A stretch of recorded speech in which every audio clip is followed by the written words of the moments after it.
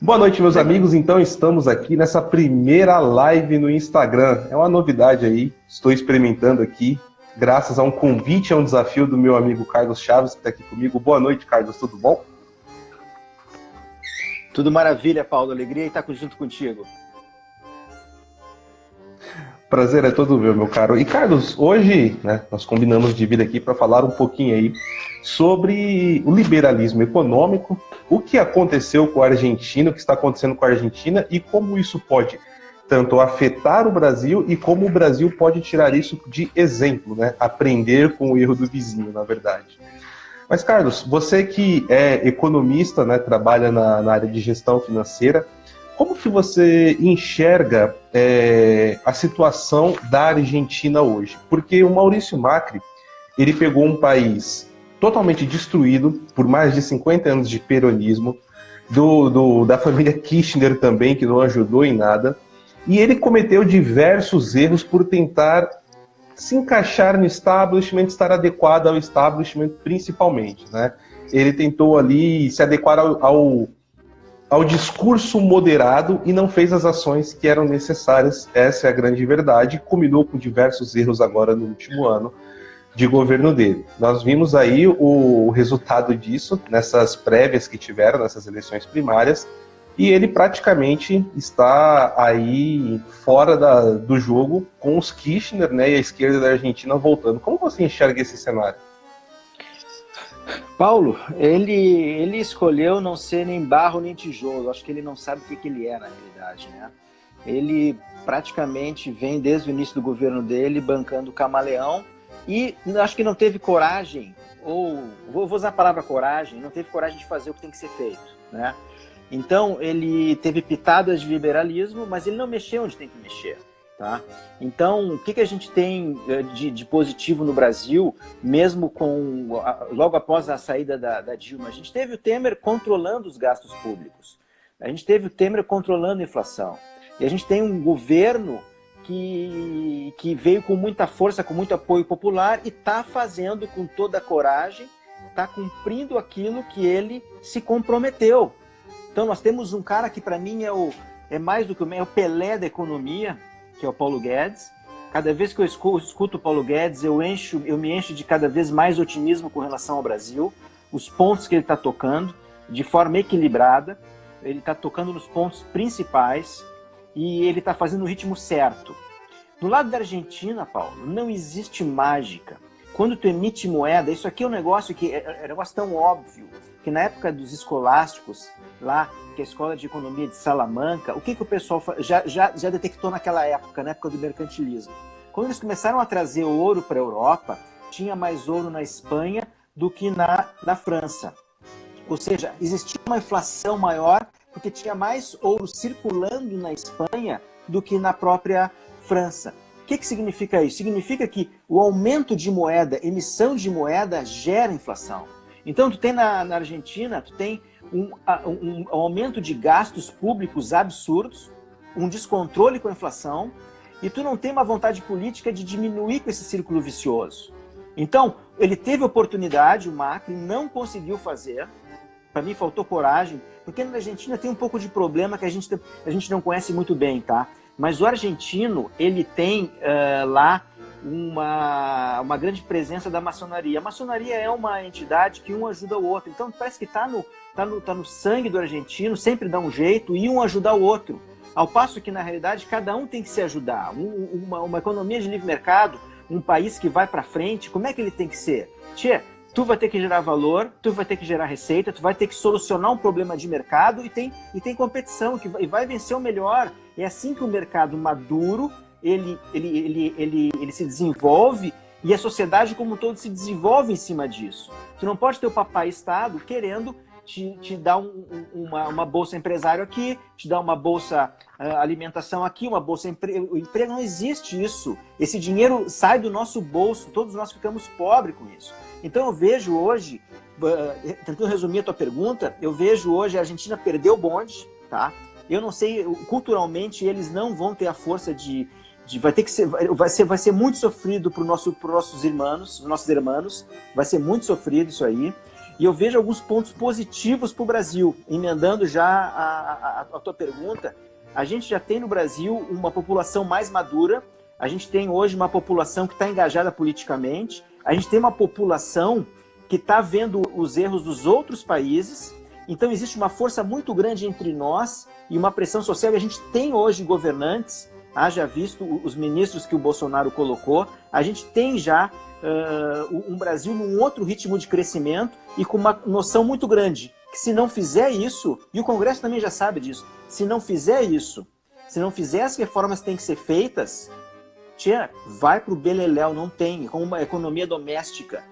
Tu não espera faltar feijão e arroz na tua casa para tu controlar a despesa. Tu vai controlando a despesa, tu faz um racionamento e se os negócios da família melhorarem, aí tu solta o cinto. Mas é um negócio, é matemático, é um negócio óbvio. E a Argentina não conseguiu fazer isso. É muito triste, não conseguiu fazer. Eles vão se abraçar de novo com aquela esquerdalha. Que horror, cara. E pegando aí, né, dentro da sua explicação, Carlos, a gente tem a agradecer algum legado do Temer aí, principalmente, que foi aquele teto dos gastos que ele conseguiu passar, né? Foi a primeira ação, ele entrou no governo, foi a primeira coisa que ele fez, assim como o governo Bolsonaro trabalhou aí em cima da reforma da Previdência.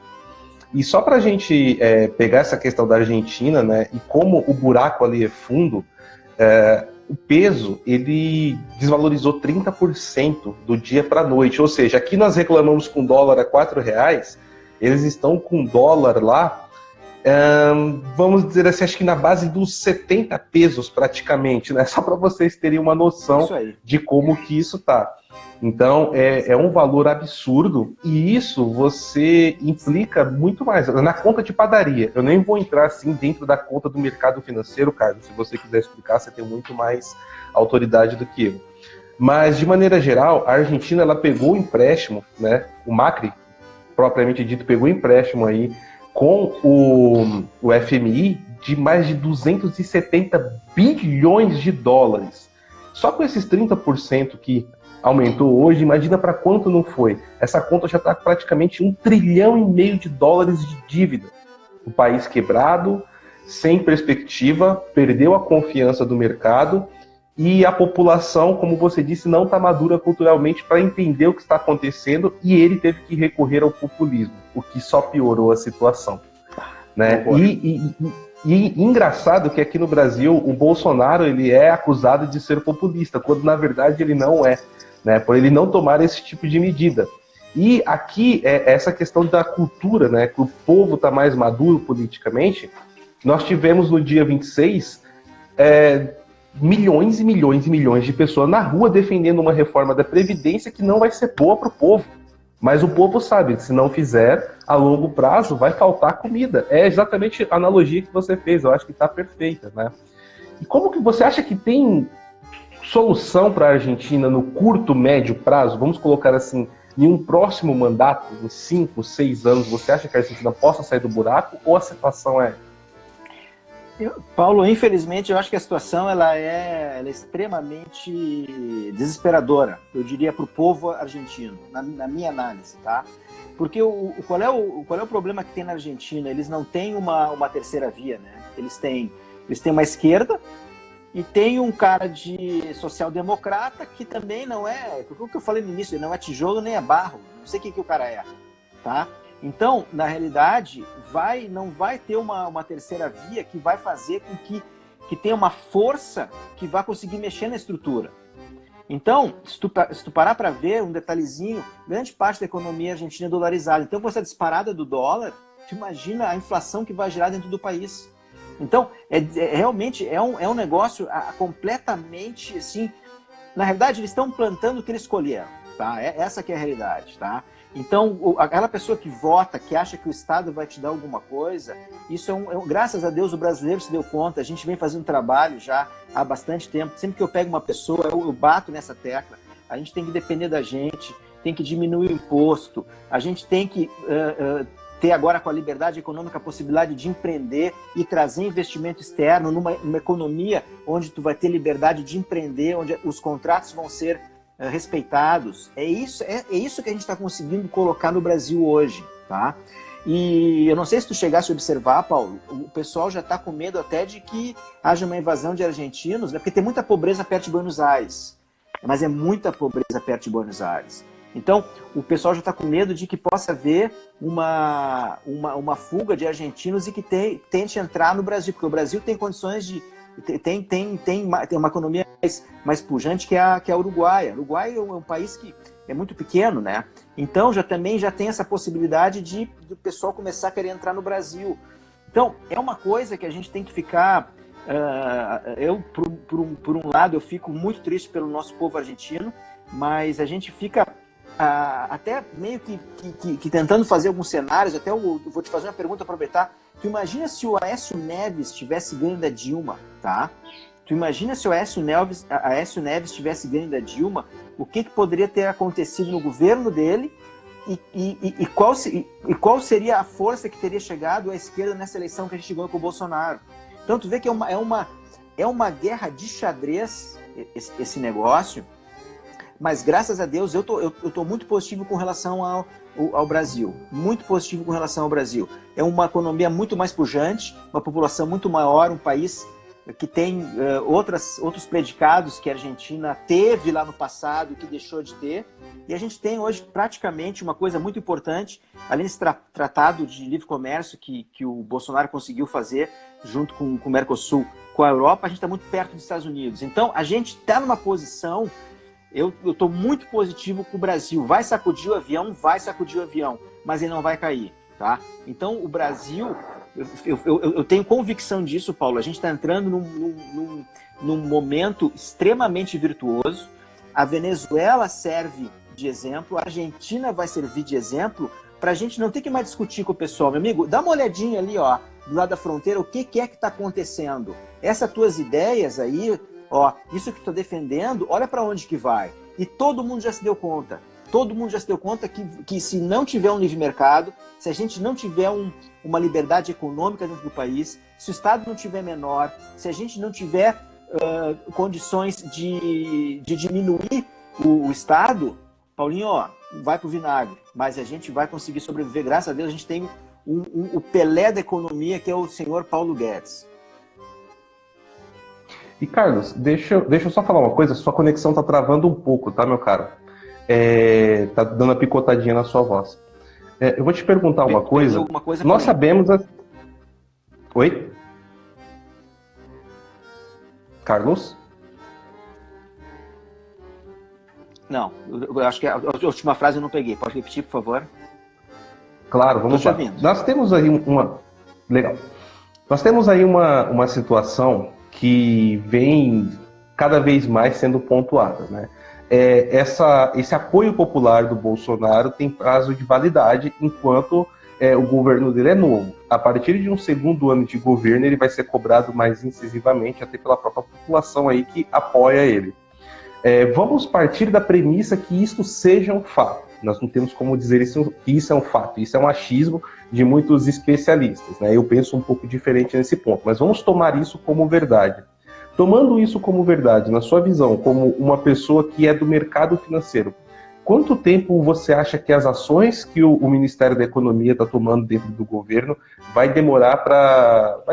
levar para surgir o efeito necessário para a economia ela ter entrar no ritmo de cruzeiro? Acho que esse é o termo que eu estou procurando.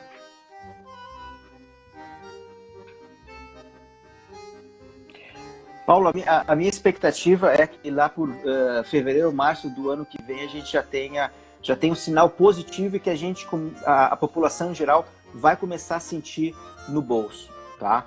Porque a gente tem que ter a noção de que foram vários anos, mais de décadas, com um tipo de governo, um tipo de economia completamente amarrado. A gente já fez muita coisa, o governo já fez muita coisa que não aparece ainda. Sabe quando tu vai construir uma casa, que tu bota um monte de dinheiro, que está enterrando dinheiro? Com estrutura que faz o alicerce, cano, a parte elétrica, coisas que não aparecem, mas que são fundamentais. Então, eles estão tomando esse tipo de ações, as coisas estão andando. A gente tem um outro ministro excepcional, que é o da infraestrutura, o Tarcísio. Então, a gente tem um time, só que não é da noite para o dia. tá? Eu acredito que o governo, que o povo brasileiro ele vai ter mais paciência do que a gente imagina. Na minha opinião, a gente vai ter mais paciência. Porque não existe uma mágica que em um ano de governo tu vai conseguir mexer na economia. E eu vejo como positivo pelo nosso lado, obviamente, esse negócio da Argentina, muita gente desde segunda-feira, durante todo dia de segunda e todo dia de terça, muita gente que estava naquele negócio, eu votei no Bolsonaro, mas o Bolsonaro fica dizendo besteira, o Bolsonaro fica não sei o quê. Já está mudando de ideia porque está vendo o que é que estava sendo reservado para nós, Paulinho. O que estava sendo reservado para nós é pura verdade. Se tivesse ganho o Haddad, tá? Ou qualquer outro, possivelmente a gente já estaria nessa situação. Eu não tenho dúvida nenhuma, tá? Então, na minha opinião, na minha percepção, o brasileiro está junto com o Bolsonaro. O Bolsonaro é um cara que fala a linguagem do povo. Ele continua, ele voltou. Engraçado que ele voltou agora a ser mais Bolsonaro depois que passou a reforma da Previdência. Foi um baita número, é quase 1 trilhão. Todos os bancos que eu converso, o pessoal sempre estava no número de 650, 700, e dizendo, Carlos, não vai, mais 700 não vai, 650 é um bom número. Eles conseguiram quase 1 tri, Paulinho. Então, isso é muito bom. O que está acontecendo perto da gente também é muito bom, tá? Então, o Brasil agora vai conseguir essa aproximação com os Estados Unidos também é excepcional. Então, eu acredito que fevereiro ou março do ano que vem a população vai começar a sentir isso de forma no dia a dia, a melhora da economia, e daí para frente a gente vai ver um país que vai melhorar a passos largos, tá? E eu cravo aqui, ó, eu cravo para ti hoje. O Bolsonaro só não vai ser reeleito se ele não quiser, se não se quiser. Eu tenho certeza disso, porque quem está conectado com o mundo real, está vendo as coisas que estão acontecendo. E a maioria da população é quem votou nele, tá? Então, eu estendi um pouquinho uma resposta, mas espero ter clareado as minhas ideias, por favor. Não, que isso, Carlos. Você está aqui para falar, meu amigo. E eu quero agradecer todo mundo que está nos assistindo aqui, né? A Priscila, a Fabi, o Bolsonaro PR 2022, o Bruno Silva Galo, o Giancon Everson, o Deto Ferreira, o Souza SE7, o Paulo Costa, meu grande amigo Paulo Costa, lá de Palmas. Forte abraço, meu cara. E o Deton Ferreira, ele pergunta aqui, Paulo, você saiu do Terça? Sim, meu amigo, eu saí do Terça Livre, não faço mais parte da equipe do Terça Livre. Se você quiser acompanhar, continuar acompanhando aí meu trabalho, todas as minhas redes é pharaújo85, tá? Então, tanto no YouTube, eu tô com um canal novo no YouTube, aqui no Instagram, no Twitter, né? Espero contar com a confiança de vocês aí mesmo tendo saído do Terça.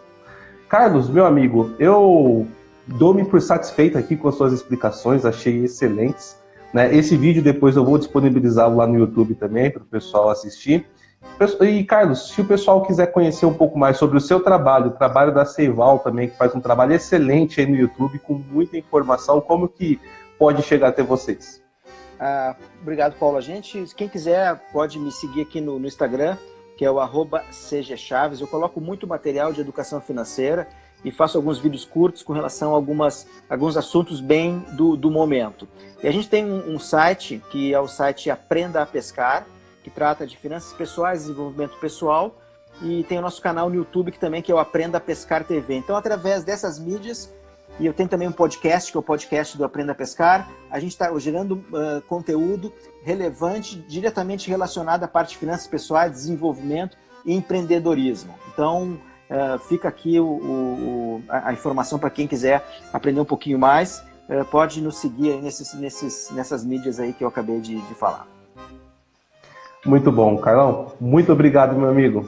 Eu que agradeço, Paulo. Muito obrigado de coração e até a próxima. E vamos lá, vamos ao Brasil. Vamos lá, vamos em frente. Até mais, pessoal. Obrigado, boa noite a todos.